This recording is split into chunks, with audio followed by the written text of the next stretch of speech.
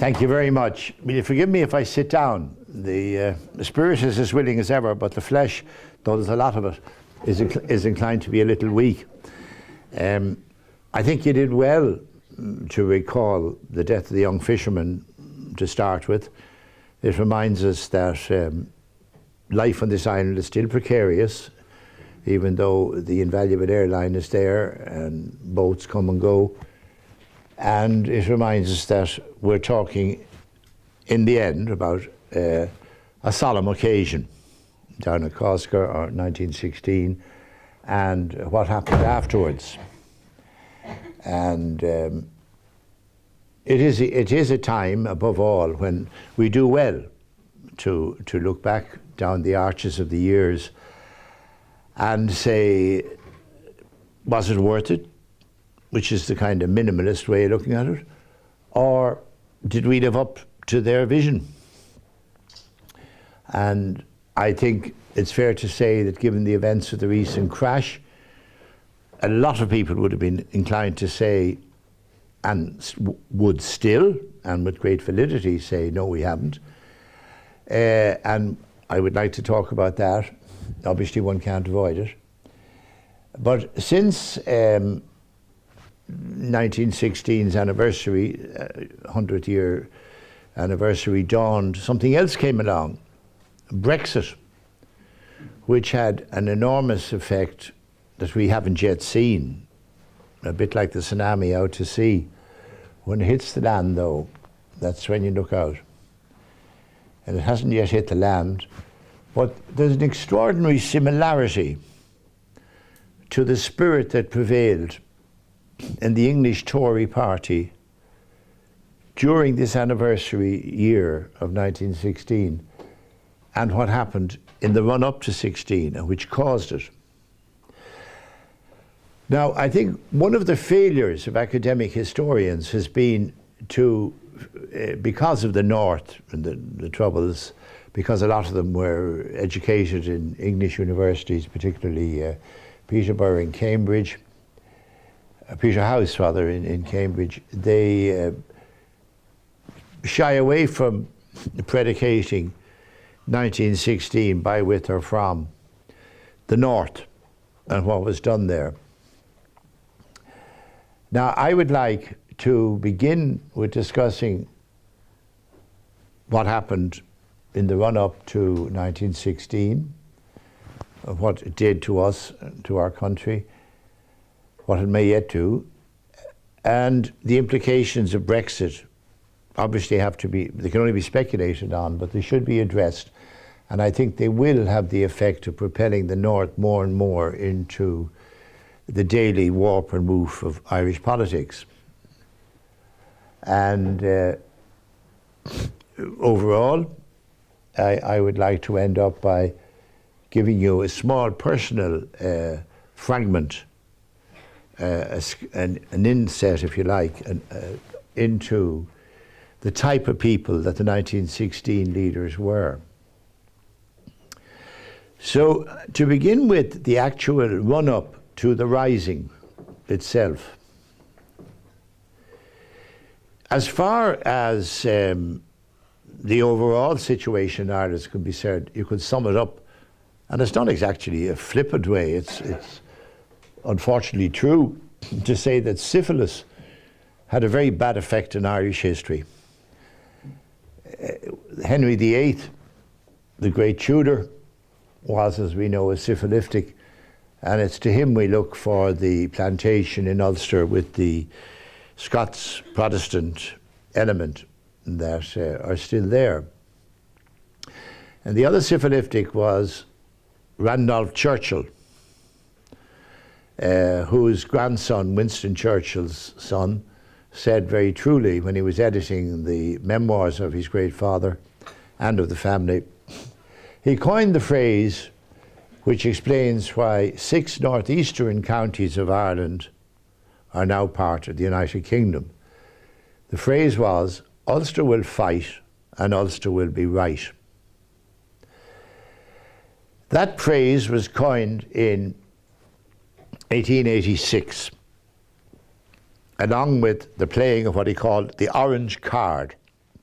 The orange card was blatantly, flatly, a plague on the fears and prejudices of the Ulster Unionists, and they were then Ulster, it was 9 counties, for purely domestic Conservative Party politics.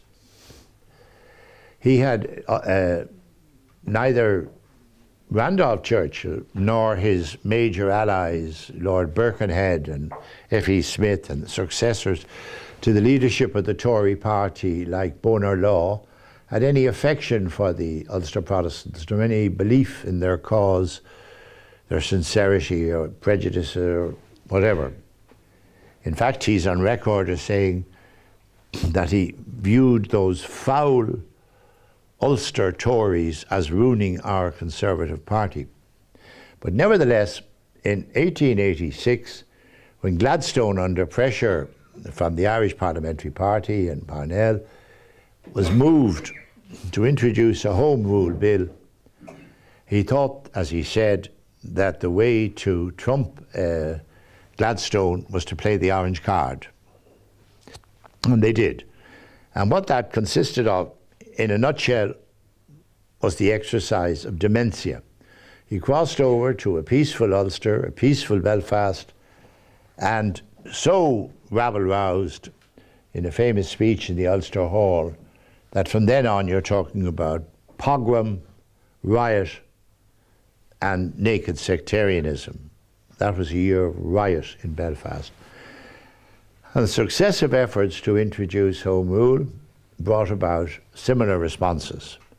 And that was deliberately carried on. Churchill didn't see the year out, the century out. He died, we understand, of syphilis or something aligned to it. And maybe that's an important fact. Maybe you can give him some fool's pardon in history that his brain was damaged for what he did. But he did it anyway. And coldly and calculatedly, Bonar Law, who was the successor to him in the run-up to the Great War, played the same orange card. And there are a few phrases I would recall to you.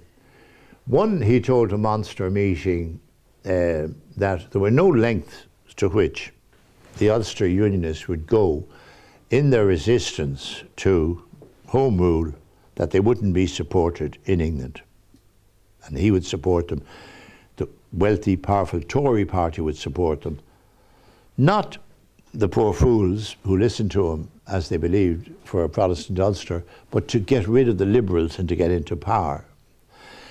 And in the intervening years, from the introduction of the orange card, and Ulster will fight and Ulster will be right, the Irish Parliamentary Party had been shattered by the fall of Parnell, but a man who deserves better than he has got out of Irish history, I think, John Redmond, had nearly put Humpty Dumpty together again, and he'd managed to get the Irish Parliamentary Party within striking distance of Home Rule again, and there was talk of a parliament in Dublin. Now, I'll explain to you in a moment why the parliament would have been pretty well ineffective, but it would have been a parliament in Dublin, and it would have been very difficult, if not impossible, for the men of 1916 to have risen against their own parliament. They had voted, the Irish public, remember, in successive elections, they had voted sometimes by majorities of 5-1 in favour of Home Rule. And blatantly, as I say, their wishes at the ballot box had been frustrated by the threat of force, by fascist tactics. The Conservative and Unionist Party, as they made very great play of, and that was not done again, it was being played down because of the Troubles, until very recently, when the present leader of the Tory party in England reminded her listeners that it is the Conservative and Unionist Party, and stressed the Unionist element, with an eye not alone in Ireland but in Scotland. But it was very much to the fore in those years. And even though Ireland had voted, and the public voted in England to support their own government, the Liberal government, to an extent that the veto which the wealthy landlords in the House of Lords, very much responsive to the will or to the strength of their Irish holdings, the vast estates like Lord Londonderry, they still have a great deal of land in the north of Ireland. They were able to frustrate the slow, painful advance. Even the Lord's veto was removed. And finally, on the eve of World War I breaking out, the situation was that it looked as though Home Rule was going to triumph, and there would be a parliament in Dublin. Now, the attack on that was such, from the Tories, from the Anglo-Irish second sons in the British Army and in the Navy, that there was a real threat of civil war in England. In fact, some historians have said that you can trace the growth and the birth of fascism in Europe to the anti-Home Rule movement, mounted by the Tory party, mounted by the establishment in England, by the field marshals like Field Marshal Wilson, by the great families. And it is a fact that some historians will draw attention to the advice that the Kaiser got from some of his advisors, that the British would not fight because they were so preoccupied with Ulster. That was one of the reasons he went to war, one of the causative reasons of World War I. And as a result of that, Home Rule was postponed and passed, but put on the back burner until after the war. Now let's look for a moment at what Home Rule consisted of. It was compared to what appeared afterwards, and when people talk about the treaty and it falling short of national aspirations and of the vision of 1916, just contrast it for a moment with what was an offer pre-World War I. The Parliament, so-called, in Ireland, in Dublin, would have been called at the discretion only of the Lord Lieutenant, and he would have appointed the Prime Minister in Dublin, not the people of Ireland. They had no control over taxation, customs and excise, and of course, not at all over the Navy or the Army. Now that called forth such a reaction from the Tory party that amongst the utterances and the actions that were taken, we had Bonar Law urging them to go to the limit, break the boom as had been done in the siege of Derry. They would be supported. You had overt things which people realised now, and they saw them at the time, like the Curragh Mutiny, when the British Army, on the eve of World War I, told the Liberal Prime Minister that they would not enforce Home Rule on Northern Ireland, on Ulster as they called it. On the other hand, and I think this is worth bearing in mind when you hear terms like loyalist used, and the loyalism of the North.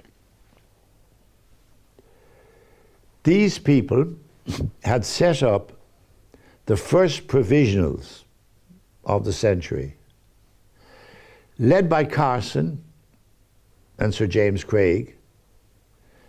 The Ulster Unionists had set up a provisional government that was to come into force the moment that, not that armed insurrection broke out, not that soldiers appeared in the streets, but the moment that the Home Rule Bill passed into law.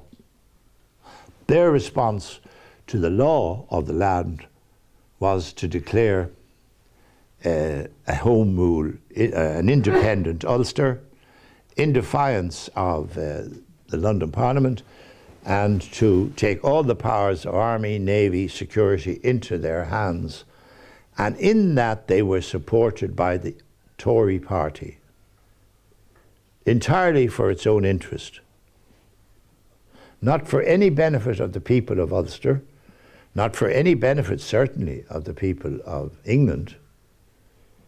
And by doing that, they sowed the seeds of partition, which have poisoned the relationships between the two islands ever since. As a result of this, remember, the Ulster Unionists formed their own Ulster Volunteer Force. You've heard a lot about the Somme and the gallantry of the Somme, and it was, in many ways. But these were the very people, the Ulster Volunteer Force, who were formed by their leaders, by the Craigs, by the Carsons, purely as gulls, as dupes, to frustrate Home Rule. And finally, they paid for it with their lives when they marched to their deaths in the Somme. And I use that phrase, gulls, advisedly, because one of the striking images that remains with me from my North of Ireland researches was that of a preacher in Belfast during the 30s, the time of great unemployment and misery. One of the few things for enjoyment that the workers had was to go along to a kind of speaker's corner, which was held on the steps of City Hall. And they heard him preaching, he was particularly good, preaching fiery socialism, which had even less hope of gaining support in Belfast than Connolly had in Dublin, with the hierarchy and a peasant electorate and a largely farming background. But one day, in disgust, as the realization was striking him, he wasn't going to get anywhere, he saw the gulls overhead and he looked at his audience and he said in disgust, "You see those gulls? They've more sense than you have. If you threw bread and sashes at them, the gulls would go for the bread. But you gulls, every time you go for the sashes." And he was right. And you have seen in your time, as you know, today's North of Ireland economy, it's a begging bowl economy. It subsists largely on the subsidies from England. The public service is the main employer. The second great source of income is agriculture, as here. It's an agricultural area, the 6 counties of northeastern Ireland. And you had the leader of the biggest party going out and telling her gulls, Marlene Foster, told her followers not to vote for the bread, but to vote for the sashes and to vote to get out of the EEC, which is keeping a lot of her electorate in their homes and with it feeding their families. The Brussels check is what keeps them there. So the sectarianism, Ulster will fight and Ulster will be right. The orange card is still alive and well. I don't have to go back over Ian Paisley's career and the party he founded, but just one slogan he coined, CRA, Civil Rights Association, equals IRA. That impelled a lot of young men into their deaths. Anybody who went marching for civil rights was held to be a member of the IRA, and it became a self-fulfilling prophecy. The people who founded the first provisionals back at the start of the century ultimately gave the other provisionals of our time their strength by demonizing everybody and driving civil rights marchers into the hands of the gunmen. Now, I think we have to look at it, the present situation of Ireland and the North, in that light, in the Northern light, and what it might be token for us, because Brexit has already begun. The actors have taken to the stage, but we don't know how the drama will unfold. But you can see that it means this holding to the sashes rather than to the present or what's good for their people, combined with a secondary factor which has not been popular, and I have unashamedly been drawing attention to it for decades, and that is the demographics.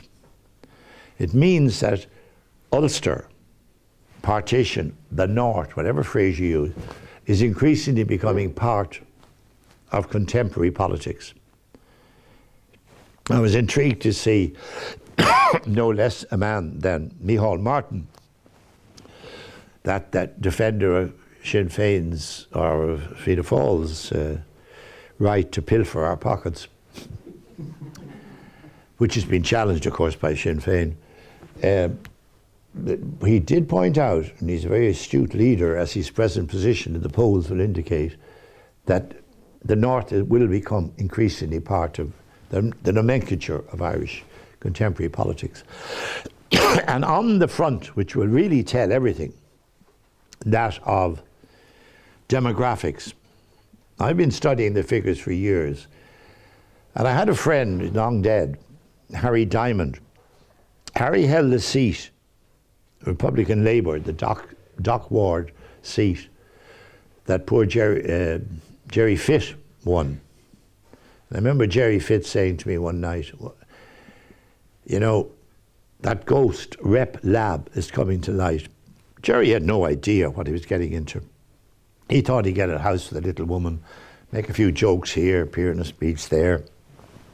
On the BBC, they all liked him, and the next seaman, he had that how about you, North of Ireland humour. But he had no idea the deeper currents of Irish history, or that republicanism meant republicanism, and that Labour meant what James Connolly meant. And that overturned him. He's now gone under the chariot wheels of history, dust. But his predecessor told me about an episode, what politics were like when he was a young politician during the war and after it, during the Great War, World War II. It was very, very difficult to get anything done for Catholics in the North, impossible. You now forget discrimination and gerrymandering and how they were treated. But then, if he wanted anything done, he had one ally, one friend. For some reason, the civil servant, secretary of the government, was particularly friendly to him, and he could always go and see him, and he would speak the word for a constituent or something, get him some concession. Otherwise, nothing. No bread for the gulls. And one day he went in, and here was this guy filling in forms and chuckling. He said, "Oh, Jerry, you like this?" Some seminal intellect in the Unionist Party, forgetting about their reserved occupations which kept them at home during the war. They even suspended the Orange Marches during the war because they didn't want to give the sight of all these able-bodied men marching in the street when they should have been enrolled as loyalists in the British Army, getting themselves killed. And who did it? Enroll the unemployed Catholics. And North and South, the Catholics won more VCs than the Canadians did. They won more medals of all sorts. And they distinguished themselves every way that traditionally Irish and Scots, the Celts, have always been used by the Empire in the forefront of the army. And had they worked it out, had they thought about it, and their reserved occupation, if you had a reserved occupation, i.e. if you had a job in the shipyard or so on, steelworks, you could stay home. They should have realised that the Catholics were out fighting and they'd come out better. And this could have been a very embarrassing statistic. And the civil servants simply just changed the figures around. And that has obtained that system in the census returns. The census actually, if they are properly extrapolated, as we speak here, the Catholics are ahead of all the combined Protestant sects. The Catholics are ahead of them in the primary school, secondary school, and in the tertiary level.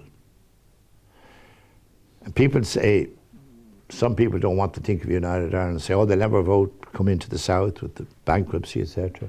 Others say they will inevitably, etc. Doesn't matter what people say, it's happening. It's a fact. And taken with Brexit, the tectonic plates of the country as a whole are changing.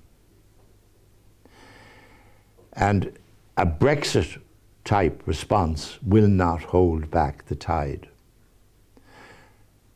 And it is a shame to see the codology going on in Stormont at the moment, when they have an open and shut case over the unionists and the corruption over this service deal that NAMA connived at. Because bad as they are, they might be no-goodniks, but they are the no-goodniks of the people. And they're there and they'll have to be reckoned with, just as the unionists to some day. But the unionists, unfortunately, are sending their kids abroad. They're not coming back when they get education, and you're left with an unemployed lumpen proletariat who don't have the automatic access to jobs of the shipyard, the heavy engineering work. The uncle, the father brought them in. The apprenticeship culture is gone. And that is our current situation vis-a-vis the North. Now, to look briefly at our own situation in the South, in this anniversary year of 1916, we are emerging, and the relevance to the North is not remote. We were always told automatically that, oh, we couldn't afford the North. And obviously there'll be a cost, and obviously the long-term plan, and I'm not breaking any secrets here, of the Anglo-Irish Department of Foreign Affairs, with the backing of governments, was that Britain would have to someday pick up a large check, maintain social services at the present level, etc. Now, they never factored in Brexit. However, the EU is there, and the situation in the Republic is also there. One of the ghastly effects of the crash, recession, whatever you call it, has been the death of the principle of accountability. Governments have used the lawyers and the devices such as tribunals to prevent people finding out what happened. There is no way that those tribunals were ever intended to bring forth truth, answers. They are, as George Bernard Shaw said, government commissions, they are like a man going to the lavatory. It sits for a long time, nothing is heard. Then there is a loud report and the matter is dropped.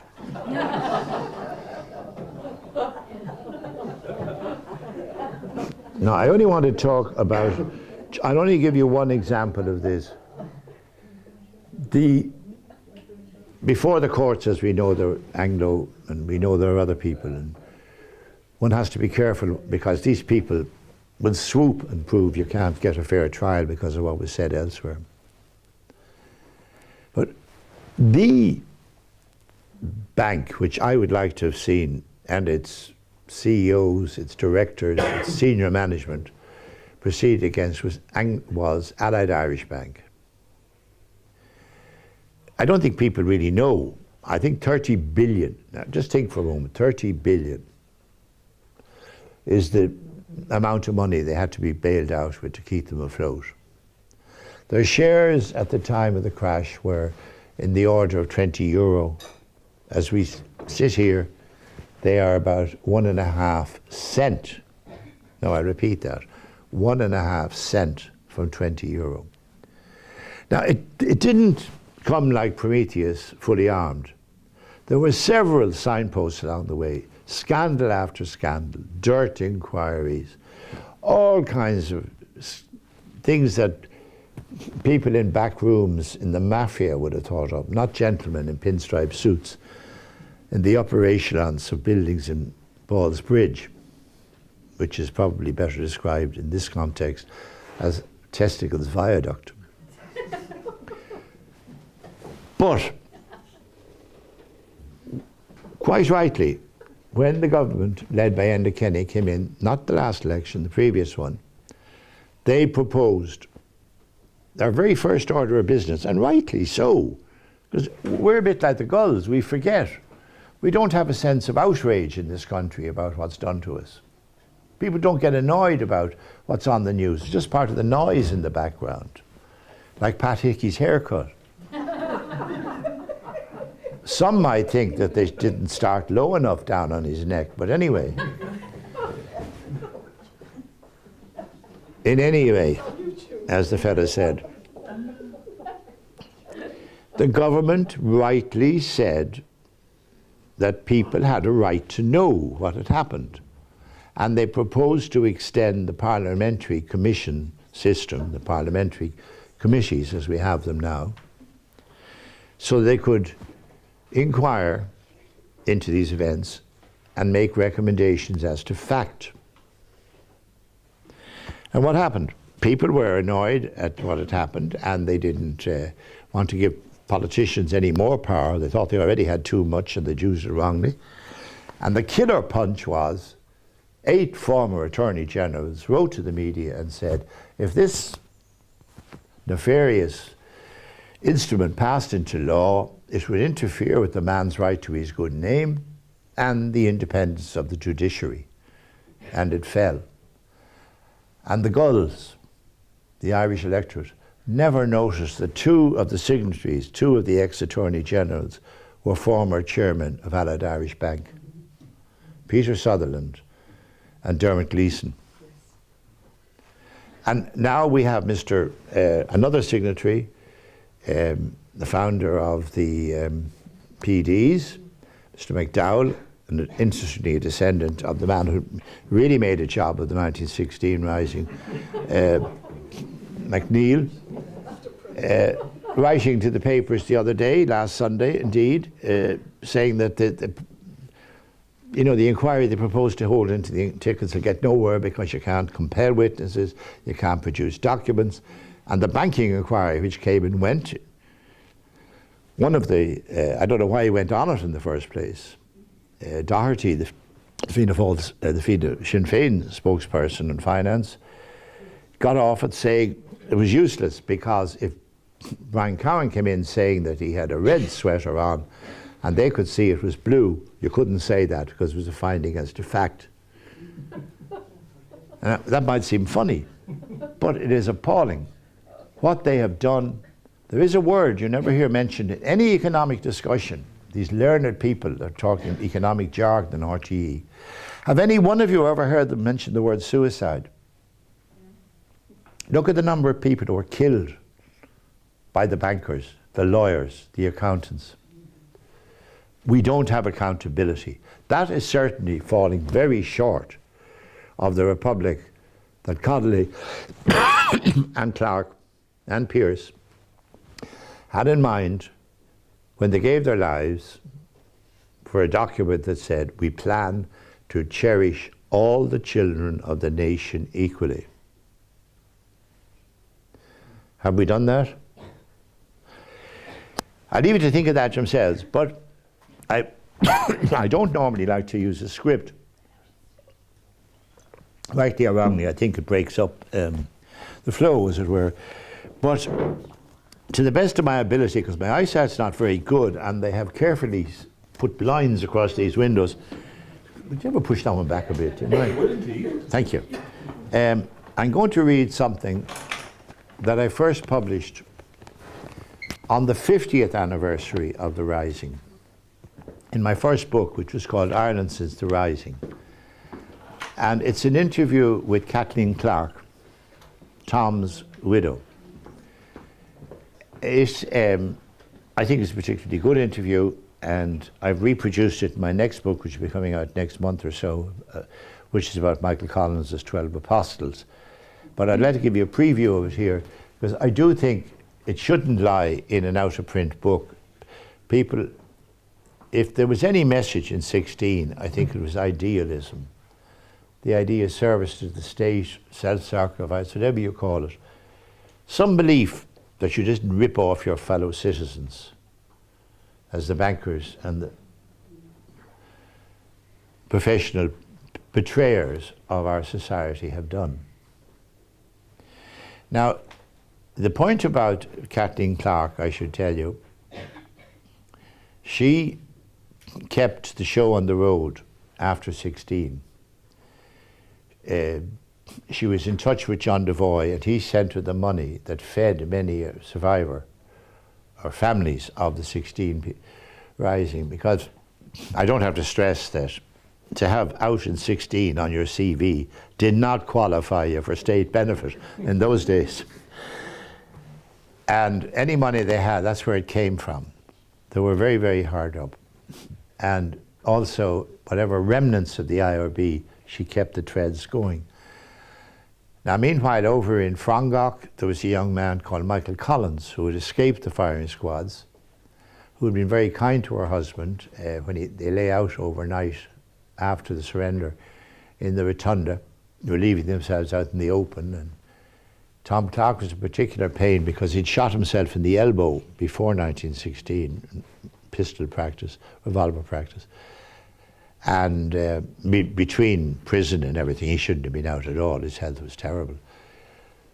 But Collins kept him alive by wrapping his arms around him, and then he got badly treated by an English officer who had him stripped and paraded in front of the nurses in the rotunda. And Collins never forgot that. When they got the squad on the road and got established and the revolution going again, one of the first people he had shot was that English officer, Lee Wilson. So Kathleen knew Collins both from his reputation as an organizer and from his kindness to her husband.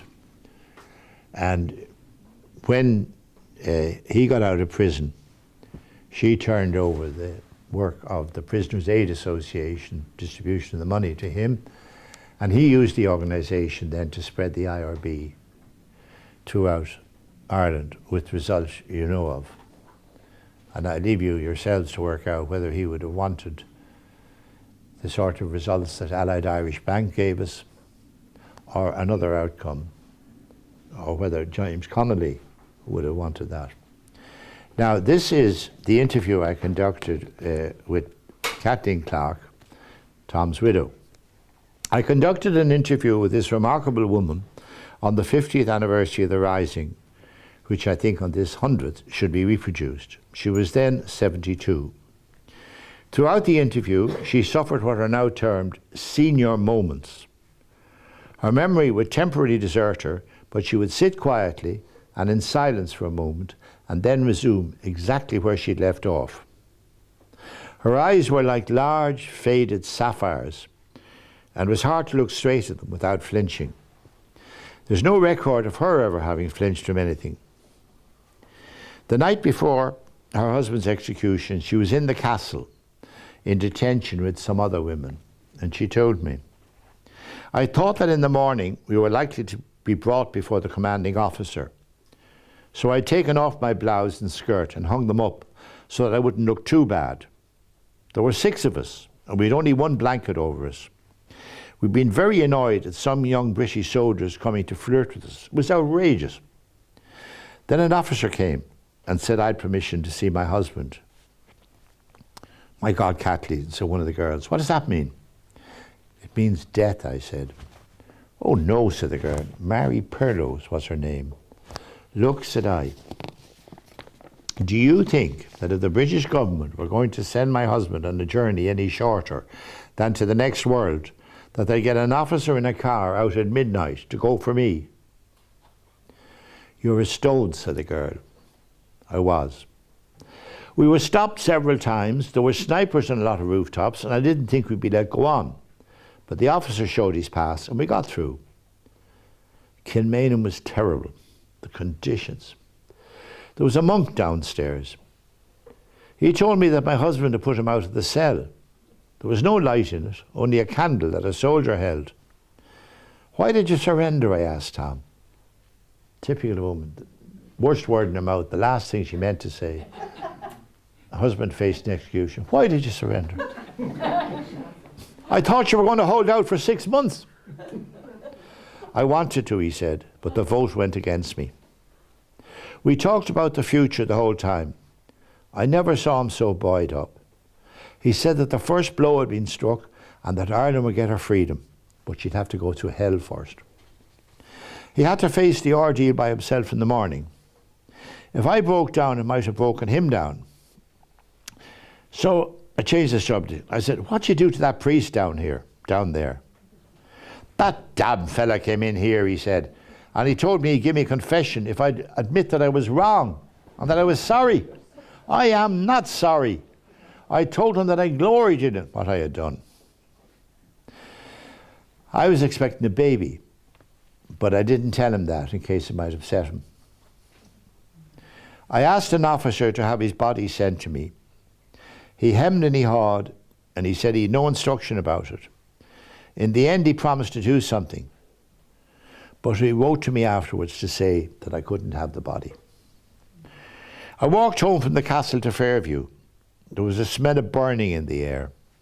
I had to walk in the middle of the road because things were falling off the roofs. In O'Connell Street, a big policeman stopped me. When I told him who I was and where I was going, he said, "You better go down to Fairview, ma'am. There are some soldiers up there at Parnell's monument and they're not very nice." I had to climb over a big pile of rubble in North Earl Street. The bricks were still hot. I never met a sinner all the way home. I'd sent the children down to Limerick and there was no one in the house. I don't drink, but I had whiskey and brandy in the house in case any wounded were brought in. Now I thought I'd have 24 hours of oblivion. And I took out a bottle of port and I filled myself a glass. I thought it'd be strong, but sure I was awake in an hour. My sister came up from the country that night, and a lorry came and took us to Kilmainham to say goodbye to my brother, Ned Daly, famous Limerick Fenian family, the Dalys. I heard it coming before anyone, and I said, "They're coming to take us to Ned. He's going to be shot." They thought I was going mad, off my head. But a few minutes later, we all heard it. Her antenna must have been like a cat's. A few minutes later, we all heard it. It stopped outside the house. My sister didn't want me to go, but I insisted. My brother was in uniform. He looked about 18. There was a group of officers outside the cell, and they seemed to have some spite against him. The soldier holding the candle had been in my husband's firing party. He said my husband was the bravest man he'd seen. I lost the baby a week later. I don't know if it was a boy or a girl. I worked at the Prisoners' Aid Fund even when I was in bed. It saved me from going mad. God must have put the idea in my head. And for several months after the rising, she was the person who kept the revolutionary frame alive. And she'd elected the monies, and then she handed them over to a young man called Michael Collins. And Michael, like Kathleen's husband, Tom, saw the rising as only a beginning. The real war was to come. Thank you, ladies and gentlemen.